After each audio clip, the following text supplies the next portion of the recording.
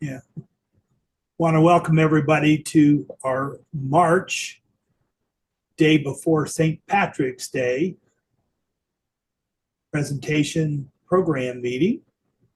Glad you're all here with us. And those who weren't here today but watched this on video, sorry you missed it. Hopefully you'll be back next month. We've got a terrific presentation next month. Chris Taylor is going to be doing a highly recommended program on topography, not land thing, but the typography. Uh, Everything you ever want to know about fonts and stuff. So you'll want to be back with us next month. Today we're going to be focusing on smartphones, both Android and iPhones. And we're going to get a lot of basic, tips and tricks, I guess, on that.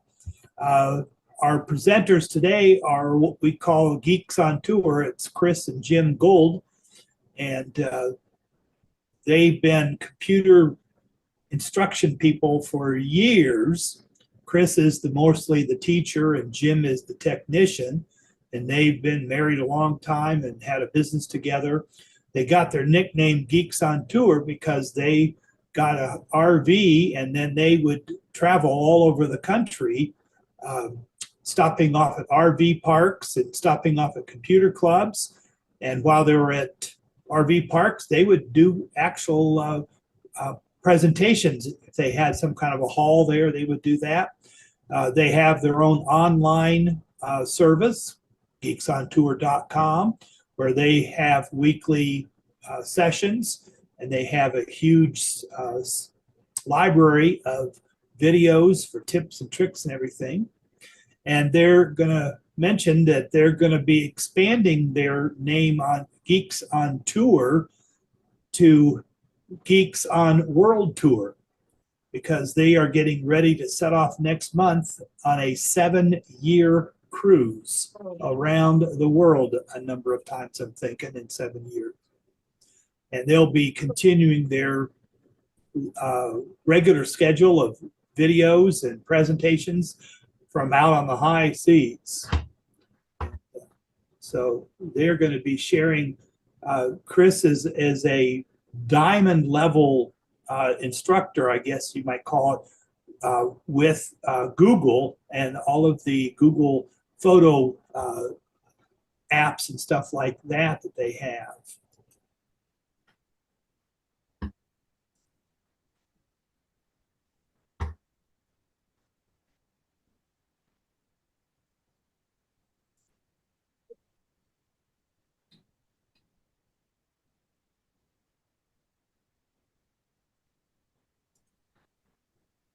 Today we are going to be just giving a hodgepodge of tips just about smartphone basics. I mean, in today's world, you're kind of expected that you know everything you need to know about smartphone, right? But how many of you had a smartphone class in high school? No. I don't think so. So I think it's nice to review just some of the basics, and that's what we're going to do today. As John told you, we are geeks, Yeah. and We're not wearing our propeller heads today, but we have them handy in case we need them. we've been in technology training and support since the early 80s. I've always been the teacher. He's always been the hardware. He built the computers I bought for my training center. And we are passionate about smartphones as we travel. They are just so useful. So we do still call ourselves Geeks on Tour, even though we're in a house, because we travel a lot all over the world. And we have news.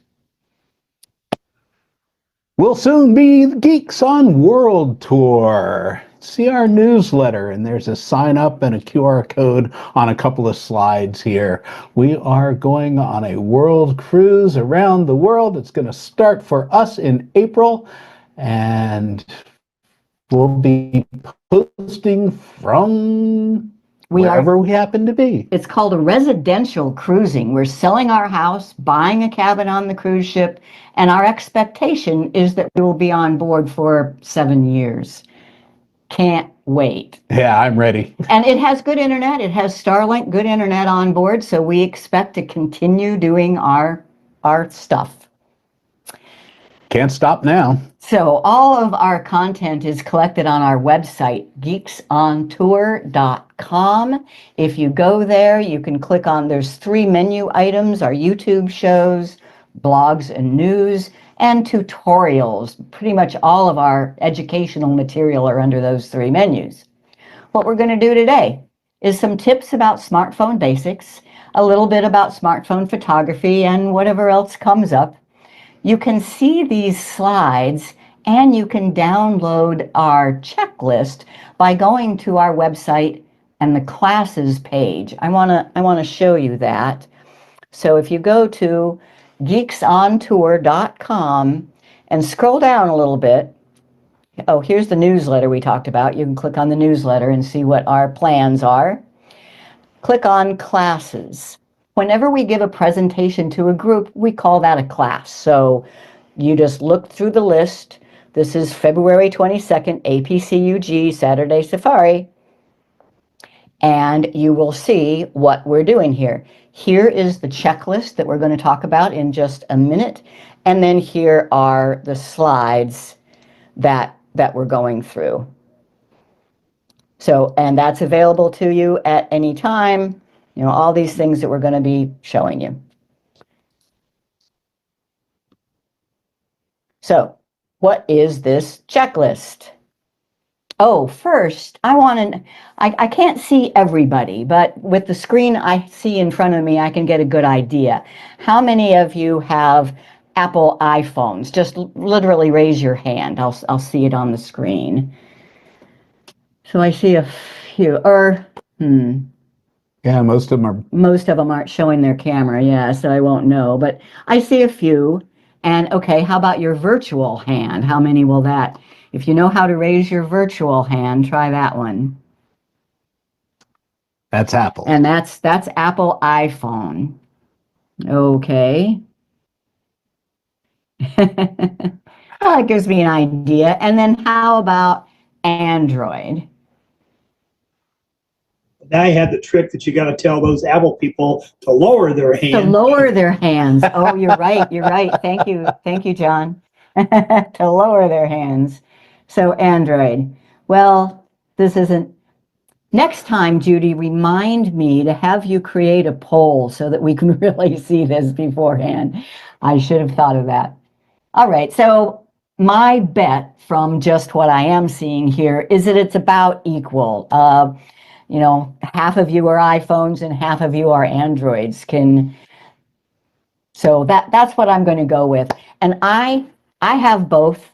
I have an Apple and I have a Samsung, and Jim has a Pixel. So we kind of cover the waterfront as far as what we use, so what we can teach. So I've helped a lot of people with their smartphones. When we used to go to these rallies and now when we're on board this ship, I've put up like a smartphone help desk and people can come by and show me their issues and we work through them. So I get a really good sense of what it is that's important for people to know to be confident with their smartphones. And I came up with this checklist. So this is not a comprehensive checklist by any means, and it is not an industry-wide standard. It's just my thoughts. If you can tell me that you are comfortable with this, and this, I say you're pretty good with your smartphone. So this is the handout. You will get an email. Judy will send it out afterwards, or at any time you can go to that classes page on our website and you can download it. Let me show you that. So if you go to geeksontour.com and the class and today's class, APCUG Saturday Safari, and you click on the image or the link for the checklist, it takes you to a Dropbox because that's where I store it, in my Dropbox. It may ask you to sign in to a Dropbox. You do not need to. You do not need to have your own Dropbox account. If it asks you, you can just X out of that. And my recommendation is that you just click on File and Print. So that is the checklist. Then when you have it printed, my suggestion is to go through it. So you can, under Know Your Device, I have a whole section under Know Your Device. And you can say, well, you know, I don't have a manual. I don't know anything about a manual, so you don't know that. You say, I do know my account ID. I do know how to turn it on, off, and restart. I'm not sure what you're talking about, double or long pressing a home button, so I'll leave that. I don't know about data. So just go through and check off the things you know. And then for the things you haven't checked off, notice that there is a tip. And that's what I'm mostly going to be showing you here today, is the different tips. So where are those tips? So under Know Your Device, the first thing is there really is a manual. And it would be nice, wouldn't it, to be able to read through a manual and look stuff up about your phone? So it says that that option is discussed in tip 043. So what you do is you go to geeksontour.com,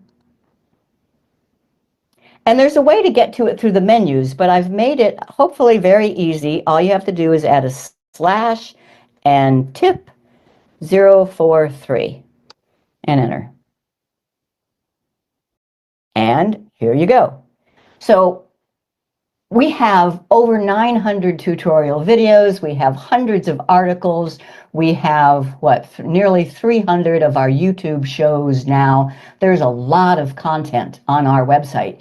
These tips are a service that I'm providing now for our paid members that consolidate everything, give you a nice little concise tip at the beginning, and then some learn more. So here's the one for how to get the manual for your phone. And there's a manual? Some are better than others, but yes, there is a manual, and you can search the web for them. And that I want to demonstrate. First, you need to know your make and model. So for example, I just got a new Samsung phone, and I think I know the make and model, but to be sure, or if you have an old phone, you say, gee, I don't know what the make and model is. You go to your settings. I do it that way. And then it's the very bottom of the settings, about phone. And notice this model name, SM-S938U1. Well, gladly it's not too long. You put that into a Google search for the user manual. So I'm just going to Google, and up in the title bar, I type in SM-S938U1. And then user manual. And I've been practicing this, so it's already in there. Autocomplete. I don't want a Caribbean one. I definitely want something on Samsung. So I don't want to get this from Geekbench. I want it from Samsung. Access the user manual for your Samsung phone or tablet. And here we go. User manual. So mine is an S25 Ultra. So I can click here. I can click here. And here is the manual. Now I can just read it online if I want, or I can click the download, and it will be a PDF on my computer. But Now, this is a brand new phone for me. So, the best way to learn is to teach. Because I decided to, I said, I should read this manual. Nah, you don't need to do that. I think You know I what you should. can do with this, though, is once you've downloaded it, you can put it into a Notebook LM, an AI, and then you can ask questions about it. Yeah. We'll talk about that in a future one. I was thinking about putting that in today's class, but no, I already have too much. But here's anything, so you can, if you want to learn more about how to use the camera, you're just in the table of contents, you click on camera, and now you can read all about the different features of the camera on my exact phone. So that's how you find the manual for a Samsung phone. With Apple, I think it's even easier. First of all, Apple has this thing called Books, which you can download just right to your phone or your iPad, the manual. But if you go to apple.com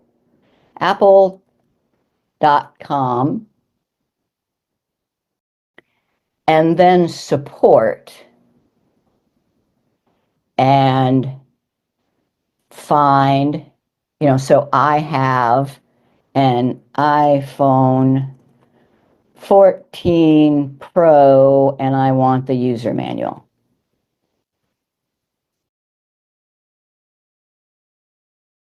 And Max Repair, no. For phone support.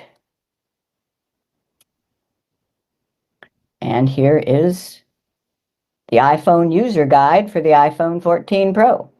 Tells you where all your buttons are, etc., etc. So, first thing, know your device, and you can get a manual. Next, so I have several tips here, and I'm just going to go through them. Home buttons. Now you say, I know what a home button is.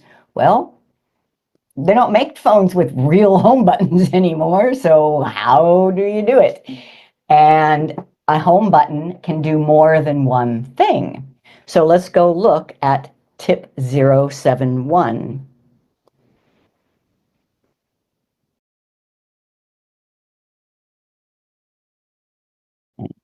Geeks on Tour, and just geeksontour.com/tip 071. Your phone's home button. Android has just these, we call them soft buttons. They're just an icon on your screen. iPhone used to have the round button, that was your home button. But now most all of them use gestures. You just swiping up is the same thing as home. Now, what if you have an Android phone and those icons are missing and you want them back? Here, video 816. I want to show you, this has happened to lots of people. They say, wait, I want my buttons back. 814. I'm sorry. Hi, this is Chris Gould with Geeks on Tour. And if you have an Android phone, specifically a Samsung, you're probably familiar with the buttons at the bottom for home, back, and recent apps. If they disappeared, it could be distressing, and they might have just done so. I'm going to show you what I mean and show you how to get your buttons back. So here's my Samsung S21 phone, and what if I was making a call and I decided I needed to go look at my calendar? I could go to the home button and then find my calendar, look it up, and then I can go back to my recent apps and go back to the phone.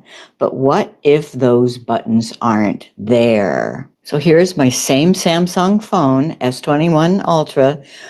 After a recent change in settings, the buttons are not here. I can tap the screen and the buttons do not appear.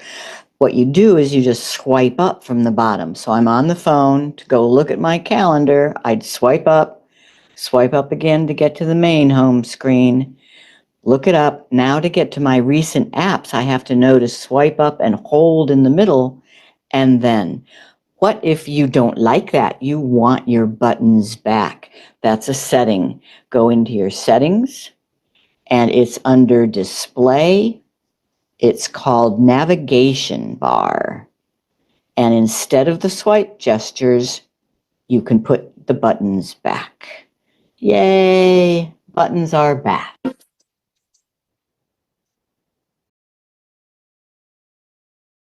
Remember when that happened to you? Oh, yeah. It was some kind of update.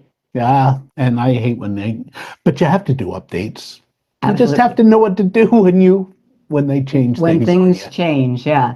And if you use an iPhone, those swiping gestures are exactly how it does work on iPhone now.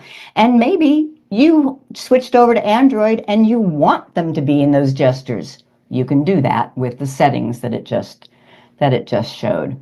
And thank you, Judy, for doing the poll ad hoc like that. And it looks like it is pretty much 50-50 Android and iPhone. Interesting. Arranging icons, first on the Android and then on the iPhone. And there is a tip for this, tip 028. You can go there anytime. Now, most of these tips, as I say, will require that you be a member. There are a few, the ones that are highlighted in yellow, that are free for all. So on my Android, my Samsung phone, I have all these apps. Well, let's say that this Messenger app, I've decided I don't use it hardly at all anymore. I don't need it on a home screen. You long press and then notice your choices. You can select it to do more stuff with it. You can remove it, or you can uninstall it. Well, I just want it gone from this screen. That is remove. But is it still on the phone? Yes, it's still on the phone. You still can use it.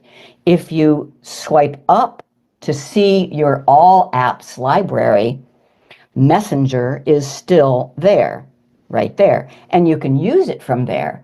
Or if I say, I changed my mind, I do want it back on the home screen, you long press and add to home.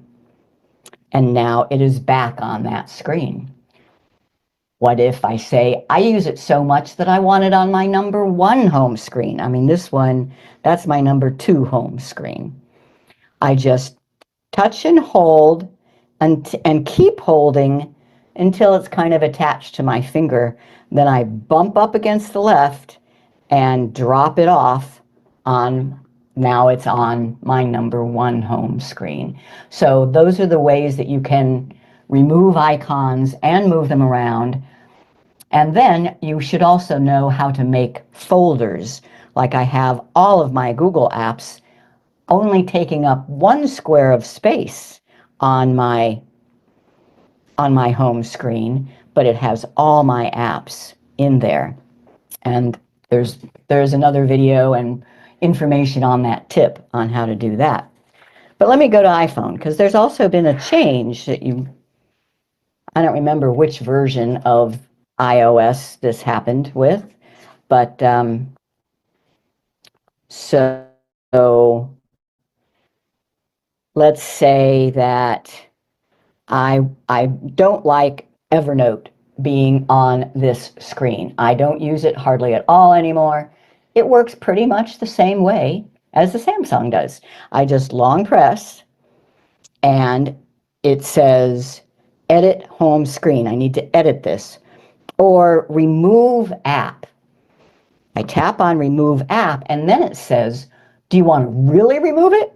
Meaning delete it, or do you just want to remove it from this home screen? I can remove it from this home screen and it's still there. Now, where is it? It's also in an app library, just like Samsung, but you get to it differently. Your app library is now the final screen towards the right. So you just keep swiping left until you get to the end, and here is your app library.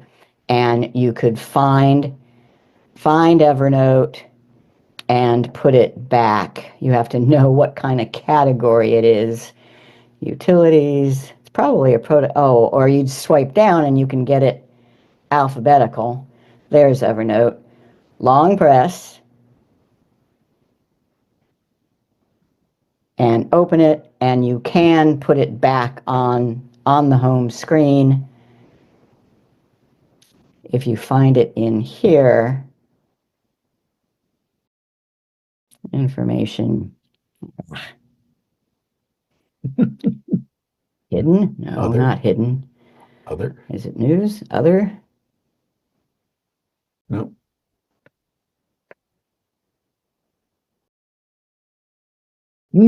Uh-huh. Yeah. Other. And it's not, but you would long press and then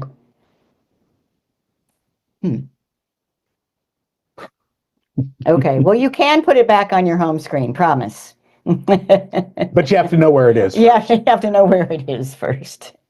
Okay, so that is arranging icons on Samsung and on iPhone. Next tip is about emergency info on your lock screen. And that is for your safety. I mean, imagine if you're in an accident and the first responders come and you're unconscious, but they see your phone. They figure, hey, your phone might tell a lot about you, including your emergency contact. But they can't unlock your phone because you have a passcode on it, right? But what happens, let me do Android, Samsung first, and I'm going to pretend that I'm unconscious. A first responder comes over and tries to turn on my phone, and obviously they can't turn it on because they don't have my fingerprint but here I have ICE, that stands for in case of emergency, and Jim's phone number right there on the lock screen. So they know who to call. How did that get there? You go into settings. Now I am going to unlock it. It's settings and lock screen. And if you don't want to scroll through all these, you can tap on search and type lock and lock screen, and then find contact information.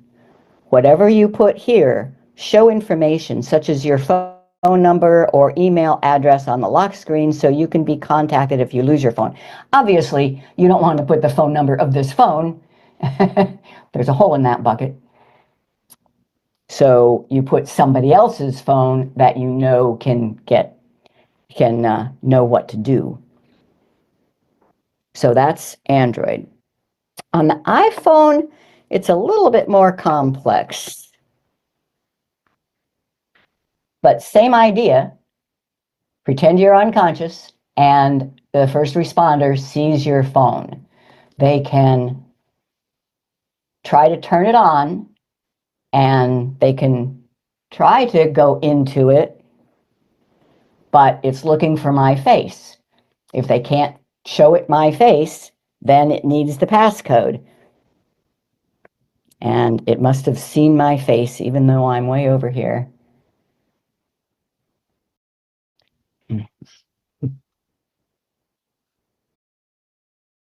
Face ID. What an emergency responder can do is tap on emergency. Then they have to know, but I think they get trained for this, to tap on medical ID. And here is the emergency contact. And also anything about allergies. You know, this is really good, but the first responders do have to be trained a little bit on where to find it. And for you, where do you put it? It is your medical medical ID. So you go into settings, and I would just search for medical ID. And here is where you fill out all of that information, and it will show up to a first responder who knows how to get to that information. This kind of stuff could save your life. You know, it's good stuff to know about your phones. But I have one more little tip. How about just a really DIY? Say you can't find those settings, you're not sure what to put there, but you want a first responder to be able to pick up your phone and see who you are and who to contact. Video 553.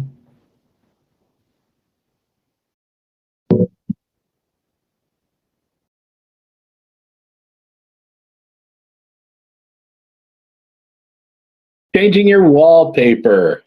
And I'm actually going to tie it in a little bit here. So this is a pretty basic tip, but some people have never changed their wallpaper, and it can be kind of fun. Lock screen, I'm going to do something a little bit different. And I'm going to, because we're talking about safety and security and having custom information that emergency responders can get at now. So one way, a do-it-yourself way to have your emergency information on your lock screen is to just take a photo of your emergency information, which I did, and make that as the wallpaper for your lock screen. And set, and just for the lock screen. So now when I turn on my iPhone, that's the lock screen. But if you want to have some really customized type of information there for anybody who picks up your phone, then that's a way to do it. Yeah, What do you think? I like it. I like that one. And obviously that can be done. All you need to know what to do is to set your wallpaper for your lock screen. Now, since we're covering so many kind of different topics, are there any questions so far, Judy, rather than leaving them all to the end? Hold on. That was so darn comprehensive. Put her on the spot. Yeah, I know. I do have to say that a company that my youngest daughter worked for several years ago, she did a ton of international travel, and that's what they asked her to do, put her, medical information, etc., on her lock screen. So if something happened, boom, everything would be there. It's right there. And the one that I did, I really like because it had your face too. So they know that they have your phone if they recognize your face on the front of. Excellent addition to what they told her. I find that very interesting. Yeah. One attendee let us know that Take Control Books, Joe Kissel out of San Diego and now Canada, it gives APCUG members a discount. And they have how to use your phone books. They're mostly an Apple publisher. They do have a lot of Android stuff, but he said he treated himself to a book at Christmas and it was really good. Good to know. So he wanted to make sure you guys know about that. Very cool. And what was the author again, or the publisher? The author was Josh, which is how I looked him up, and he's written several. The owner is Joe Kissel. He is the one, and he's the author and the publisher of a ton of books. And again, he was in San Diego for years, and now they're to his wife's hometown, so to speak. Cool. Hold on, I'm getting a message here. Notes disappeared from my iPhone when I got my new one. Can you recommend a good program? Or I will add, how do you find it? Is it really missing? Yeah. I'm surprised that it could be removed from your home screen, but it should be in your app library that if you just keep swiping left when you get to the end, it should be there somewhere. Because Notes is a pre-installed standard app, or you can search. That's one of my favorite things of iPhone, actually. If you just swipe down from the middle, swiping down from the top does something else. If you swipe down from the middle, it opens up search and type Notes. And it should find it. And Notes has actually gotten much better. I use Google Keep for my notes because it works both on the iPhone and on the Android. If you, like me, have both, then the Google apps are the way to go. But Notes should absolutely be there in the Android. And if not, on the iPhone, on the Apple. And if not, go to your app store and reinstall it. I'm sure you can get it and reinstall it from the app store. There's always at least one thing. I love to learn at least a minimum of one new tech thing a day. You just hit me with the bingo.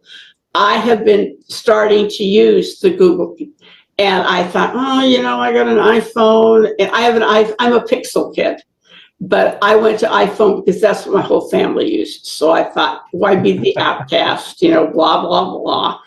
And I thought, oh, Lord, I'm using that on Google. I should be using this. But yes, thank you very much for that. That is just too cool. Okay. Absolutely. I have used an Android for several years, and I'm considering changing to an iPhone.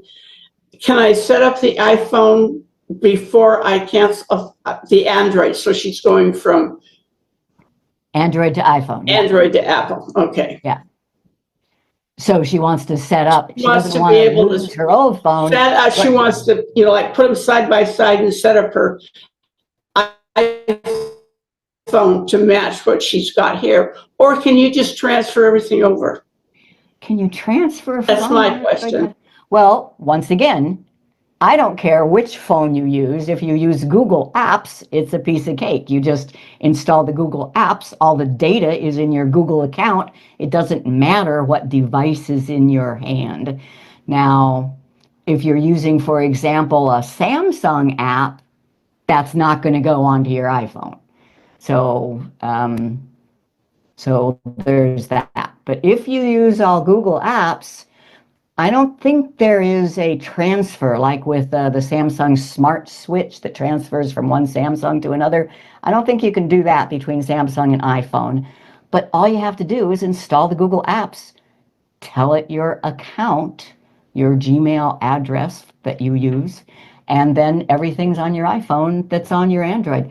But I'm a firm believer, and this depends on how you buy it, to keep your old phone until you're satisfied with your new one. If you've purchased it by saying, I want a deal by trading in my old phone, then make sure you can keep your old phone for a while until you're ready to trade it in. Okay. That's exactly what I did when I went from my Pixel to my iPhone. When I opened my iPhone, I went, oh, look, there's everything. Okay. For using Google Apps, yeah. Yep. Does Pixel have a manual? This person has a Pixel 425A and could only get information online, but couldn't print anything because whatever she's looking at disappears before she can print it. And then the next item comes up, and so on and so on. Have you looked at it? And some of these manuals are right in the settings. If you go to the settings on your Android phone, your Pixel, and just scroll down to the bottom, or there's a tips and manual, at least on the Samsung there is. I'm not sure about the Pixel. He'll look for that. But once again, I would just Google. I would just search for Pixel 7a or whatever user manual, and Google isn't known for their documentation, so it's possible that there's not a good manual for that, but I'm not sure. You would think there would be because it's so popular, and they keep claiming the cameras the best that came down the pike If and all. I have a question, I just type it into the Google and see what comes up. But I understand, and that's what I'm kind of Yeah. promoting here. It's good to read through the documentation, even when you don't have a questions to learn. But yeah, don't know. Okay, I have lots more. Keep going. You yeah. Let's move on, and I'll stop for questions again. Updating apps. So this is important. You need to update your apps, and I want to show you how. I do have it in one of my tips. Let's go look at that. Tip 069.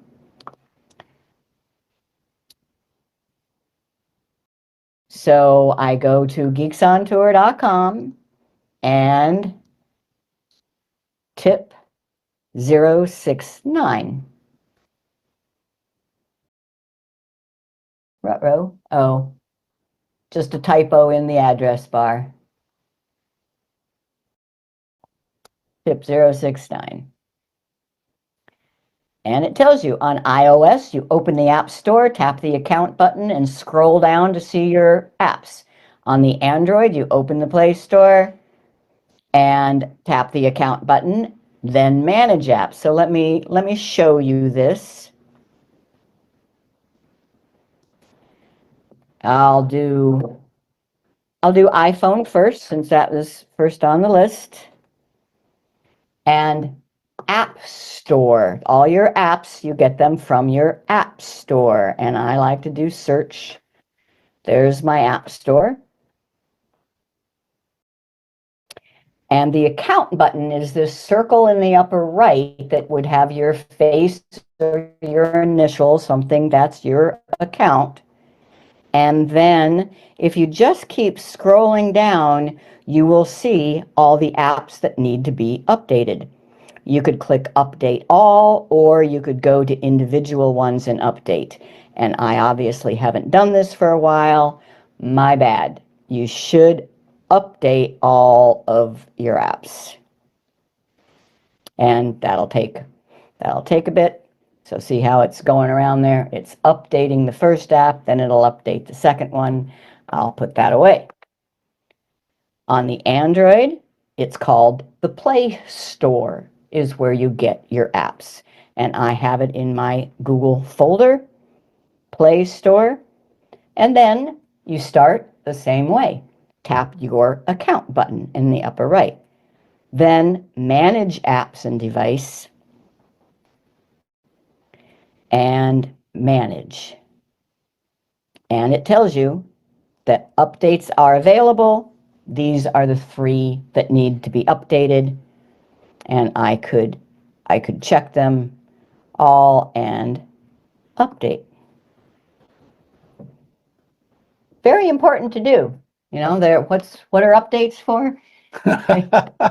Well, I always say that there are basically 2 things for updates. One is to provide more functionality, and the other one is to fix bugs. So when you have bugs, they'll fix it for you in an update. They don't always cure everything, and sometimes they seem to break things. To break stuff, yeah. But you still have to do it. You got to do it. Yeah, you got to do your updates. Have a backup of your important information, though. Always, always, always. All right. Speaking of breaking stuff, have you ever been doing something with your phone and one app just goes squirrely?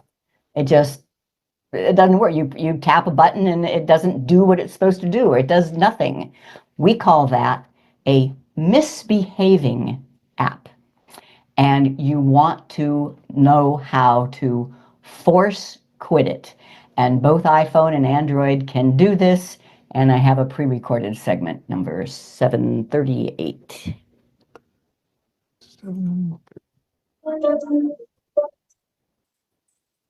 Okay, so there's 2 more on the basic smartphone tips, the reboot and the force quitting apps. And they kind of go together. So let's see. I'm going to start with my Samsung, my Android phone. And first, I just want to show you my recently used apps. That's this 3- button down on the very bottom left.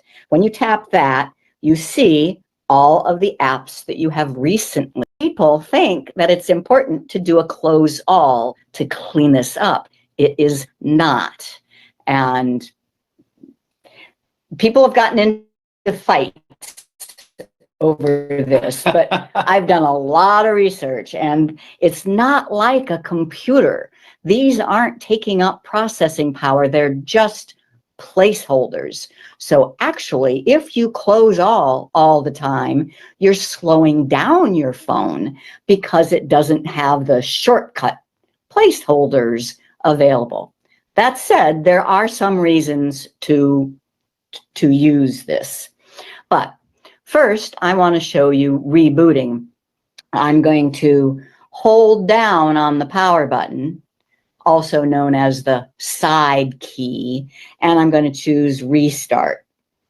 So that is rebooting my phone. So it's in process. So on the Android phone, there is that restart option. It shuts down and comes back all on its own. But what I want you to see is that my most recently used apps are all still there.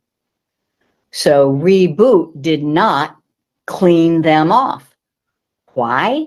Because it doesn't need to. It's not a good idea to clean those off. Now, if you're just, if you're one of those that always likes to have a completely clean, neat desk, then okay, I understand. It doesn't really hurt much, but It does slow you down. I wanted to give an example of when because this happened just a couple days ago. We were traveling and I needed to use my Android Samsung as a hotspot. And it wasn't working. I mean, the hotspot would turn on. I could connect my computer to the hotspot that my phone was being, but after a couple of minutes, it would drop it. It just wouldn't stay. Reboot. It really does And solve a lot of problems. It did fix it. The hotspot worked after that. Yeah. But if you're just having problems, for example, with Google Photos, let's say you start to scroll through Google Photos and you go to library and nothing shows up and nothing does, and you tap on something and it doesn't work. You could reboot the phone, but if the only thing you're having a problem with is Google Photos, then you just want to reboot Google Photos. And that is what the multitasking is for. I would tap on the 3 lines that brings up recently used apps, and I would swipe Google Photos off. That means when I reopen it, it's not starting from that placeholder. It's starting fresh, and it usually fixes those problems. So that was on the Android. Same thing on iOS. I'm going to use my, what is this? That's an iPad. That's an iPad. Because it can work. If you have a newer iPhone that doesn't have a button, you need to know how to get to your multitasking. And you do that by swiping up from the bottom and then letting go right at the middle. Now I'm on the multitasking, as opposed to just swiping up. Now I'm at home. So swipe up, kind of hold for a second in the middle and let go. Now you can find your misbehaving app and force quit it. That's what that's called. And on the iOS devices, you hold down on the power button until you see slide to power off. And you do have to power off and then count to 10, hold down on the power button to turn it back on again.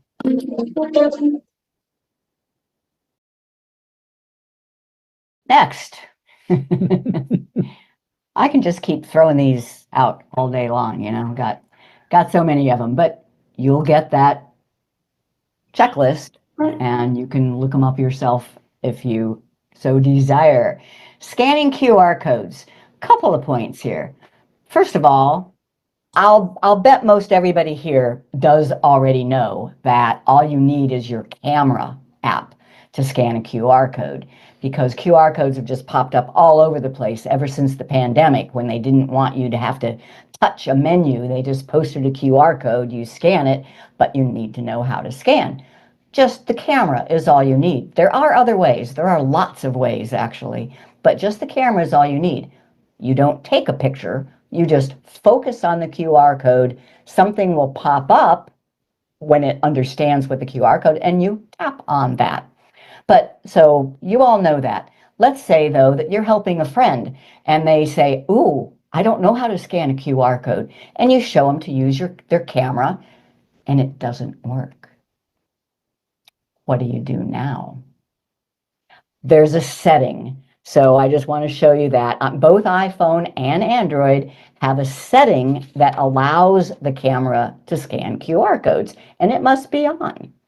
So on Android, you open up the camera app, and from the camera app, you need to find where'd it go? This is a brand, I just started using this phone this week. There we go. Okay. So I had to find the settings button, which looks like a little gear. And I found that by tapping on this little 4 dots. Now the gear appears. I tap the gear and I'm looking at camera settings, one of which is scan QR codes. So if that's off, then the person's camera is not going to scan the QR code. It must be on. Same thing with iPhone, but instead of opening the camera first and finding settings, you open settings and find camera. Just a little bit different procedure. This is settings, and then you find camera right from the main screen of settings. There, that's your main screen of settings. Scroll down just a little bit and you'll see camera. And here is the scan QR codes. If that's off, this camera will not scan QR codes. Turn it on and you're good to go.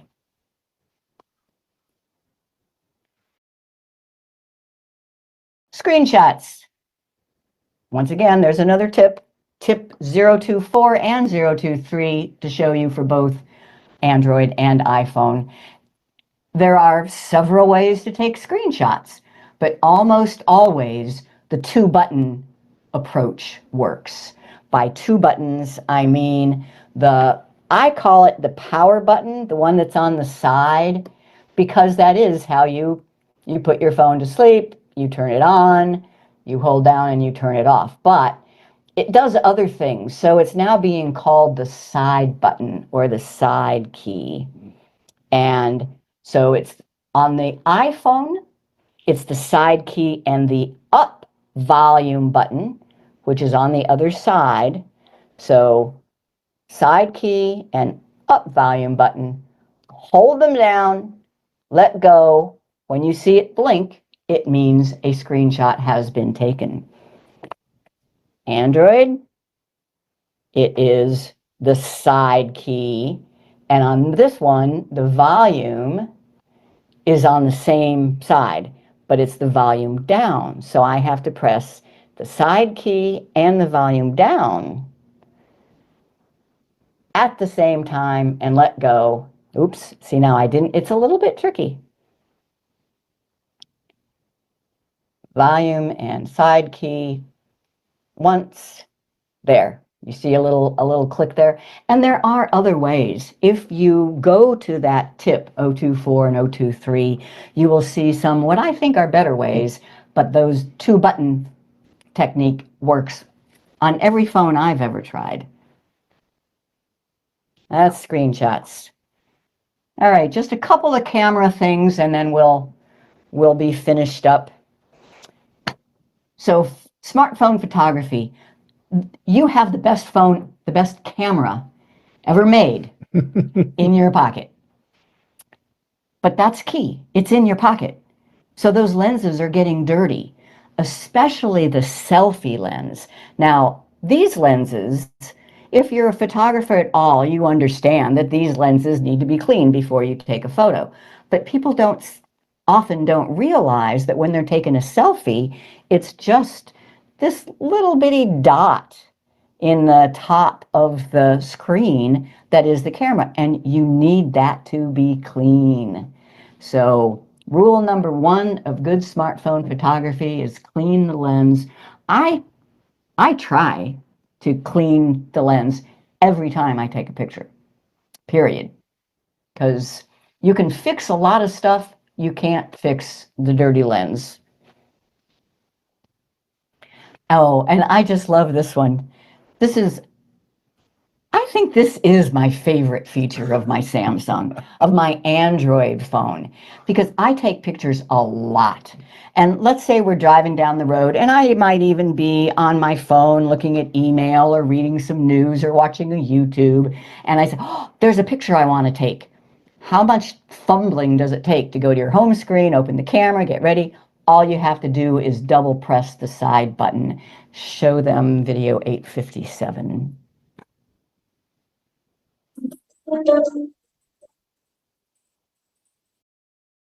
The shortcut to get the camera on an Android phone is to press this side button twice. Double press, we're on the camera, and that works from anywhere.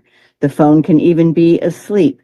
Double press, you go straight to the camera. It's really quick. Even if you're on an email, double press, you go straight to the camera. Now, if that doesn't work for you, check your settings under Advanced and Side button. Make sure that double press is on and it's set to quick launch the camera.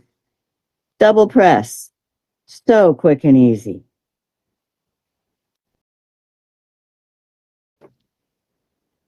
And I wonder if anybody has bought the latest iPhone 16. I might just have to get me one because it now has a brand new button that is dedicated to opening the camera. I think I would like that. I still have more, but I think, how about any more questions? Well, I think you need to treat yourself to that new phone because this is what you do. When I taught tech classes to seniors, every time there was a new OS, I just bought myself a new computer because I didn't want to upgrade. I mean, really. Really? Everything you've shown so far, I've decided I really, really need to learn how to use my iPhone. And what you have done today is absolutely fantastic. Oh, thank you. Wow. So here's a question. I know tapping iPhones to share information is very popular now. Can't figure out how to do it. You mean tapping them together to share? Oh, yeah. Well, I wonder if I can do it. I've done that. So you're talking about, I don't have 2 iPhones in front of me, but I have an iPhone and an iPad. And you do literally just bump them, the tops. But I think you have to choose, you have to open a photo, say that you want to AirDrop. But if AirDrop doesn't work or you don't have those settings set right, then you just bump the tops together. And yeah, I've had it work, and it doesn't need an internet connection. It's great. Let me see if I okay. I got to try it here. I open a photo, We just have these beautiful hibiscus blooms. So I open a photo, I tap share, I tap airdrop, and now, yeah, I can specify a button for somebody that is nearby. But if they aren't nearby, that's when it says just touch their tops together. I'll bet I have to have the iPad unlocked. And turned on. Yeah. Okay. So here is my iPad, and I just bump their tops together now, And nothing happens. and nothing happens. Send copy with AirDrop. Don't see to share. Try holding the top of this. Maybe it doesn't do it with the iPad, but that is what you do. And when it makes its connection, you see this little, you'll see an animation happen, and the photo will go from this one to that one. Yeah, my kids do that all the time, and that's all they do is. Yeah. Where does the iPhone put the screenshot file? Oh, I thank you. Thank you. I was supposed to tell you that. That came from all the way from Canada. It puts it in your photos. It just puts it in your photos. So now I use Google Photos, but if you're an Apple person, you probably just use the Apple Photos. And the photo should be in your recents. There is the screenshot I just took. I just captured my home screen. So, and same thing on the Android, it goes into your camera roll, if you will. Okay. We have closed the chat box. If you have any questions, it's live Q&A time. This is your opportunity to ask the future cruisers questions about either, model of phone, so to speak. First, let us ask our questions, Yes. our review questions. We have review questions for you. Did you learn something? Number one, if your Android device lost its buttons, the home, the back, the recent apps, what can you do? A, check settings, upgrade your OS, or C, get a new phone. Oh, get a new phone is all. Judy Oh, would yeah, do yeah. it. Get a new phone. But you should be able to check your settings, and there are settings that allow you to use the gestures or use the buttons. Okay. True or false, it's important to swipe off or force quit apps every day. No. Not necessary. Only when they are misbehaving. Right. True or false, if you remove an app's icon from your phone's home screen, you can still use the app. True. You have not uninstalled it or deleted it. You've just taken it off of that home screen. It's still in your app library. Okay. To scan a QR code, use what app? A, Drive, B, Capture, or C, Camera? C, camera. There are other ways, and some of which I actually like better. If you read the tip, it'll be. That's all you need, though. But camera works. Yep. Okay, to take a screenshot, you need to hold down two buttons, the power, the side key, and A, on the iOS, the up volume, B, Android, down volume, or C, mute button. Now this one is both A and B. Just to confuse it. Just wanted to make a point that it's two buttons, and iOS is just had to be different. It's the up rather than the down on Android. And what is the number one rule of good smartphone photography? Clean the lens. Clean the lens. And we have these handy little microfiber cloths, but just your t-shirt is fine. A clean t-shirt. Do we have any more? No, that's it. That's it. So we're going to look at that to view the slides. Well, I didn't update this one. Oh, okay. Never mind. How to learn more. Geeks on Tour's learning library of videos and more. You can become a member at geeksontour.com. Just click on Become a Member. All the tips you learned today, plus many, many, many, many, many, many, many, many more geeksontour.com/tips. And it's, basically $5 a month, $60 a year that we charge for that. Okay, that's it for us. I'm Jen, I'm Chris, and we are Geeks on Tour. and we'll stick around as long as anybody's got questions. Okay, before you leave, are you still on?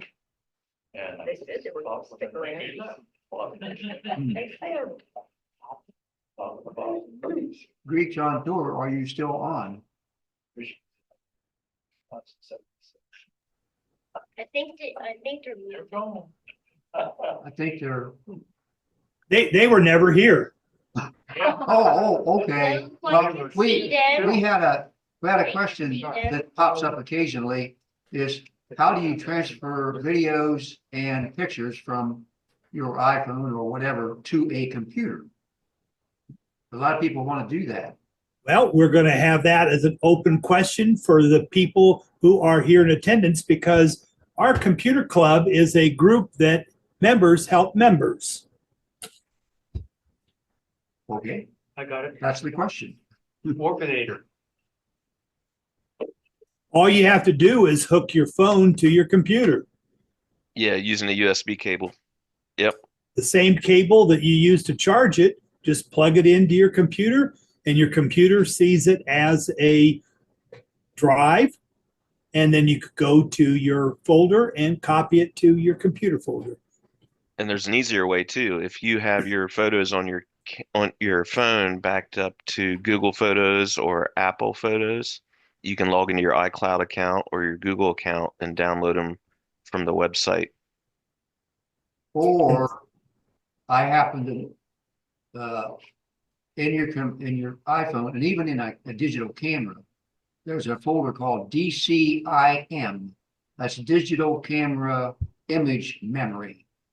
And if that shows up on your, the drive that shows the camera when it accesses it, you open up DCIM and all your pictures and photos will be there. You can copy whatever you want or whatever to your computer directly from there. Right, that's the folder I said when you connect your USB, you go into your phone and look for that DCIM folder, and that's all your pictures.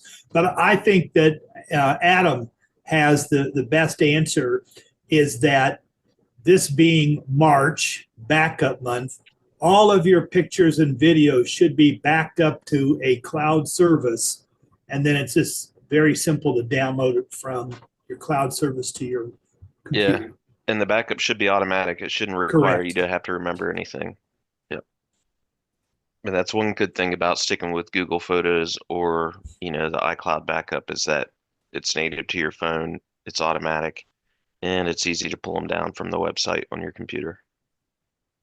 Does John or Adam have a favorite cloud server? Well, I do. I'm using Google for my photos and my file offline. Uploaded for file backups. I'm using Google for everything right now. Yeah, the stuff that's on my phone, because it's an Android phone, it goes to Google. So all of my photos and any videos I take from my camera or my phone are in my cloud, and I can be able to share those. That's another advantage that I can share with anybody I want those videos by just sending them a link, and then they can be able to watch it or even be allowed to download it.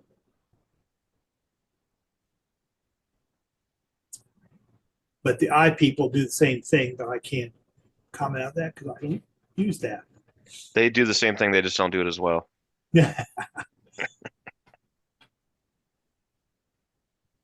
Other questions, because this is question time. The original program that was going to be today got canceled, so we decided to have a fun one, and we couldn't get the geeks to be real because they're right in the middle. Right, they're in the middle. They're selling their home, moving their mobile or their RV vehicle to somebody else, and selling all their furniture and getting ready to board that 7-year cruise. Makes me nervous. I know what happened when some people took a 3-day cruise or a 3-hour cruise. But Yeah, that was more of a tour, I think. yeah. So yeah, and if you saw on the first of the screen, it showed their next 3 years. It looks like the 2025 they're going to be going all down the the western side of North, Central, and South America, or coming up, and then in 26 they looks like they're going down all down the Asian continent, and then 27 I think was coming around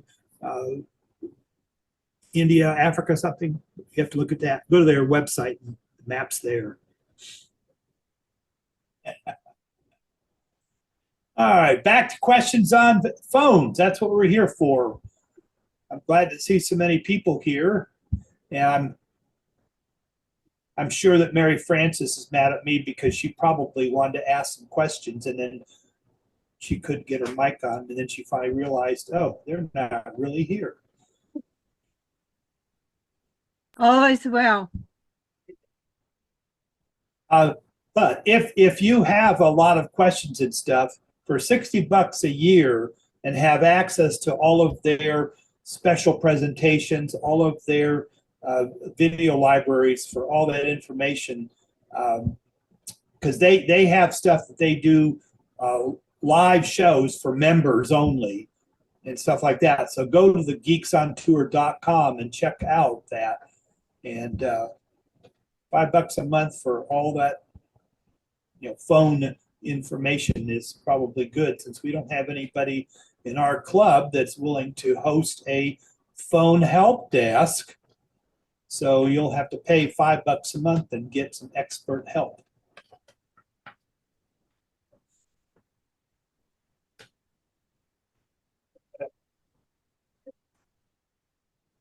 Okay. Meeting over. Yep, I think we're done, unless No more, anyone else no has more any other questions. questions. Next month, remember, we have a fantastic program about all that stuff about the fonts and typeface and history. And I've heard many positive remarks about people who've already seen this presentation. And so Chris Taylor will be with us online, live, and do that presentation for us. Probably we may have Chris back on either live or on a video. He does a fantastic presentation on backing up, which everybody should be doing. This is backup month. And if you're not backing up, you're going to lose all your files. So tune in to APCUG's Wednesday workshops for information about backing up. You'll be sorry. Are we done? I think we're done. Thank you, Everett. Well, we're controlling the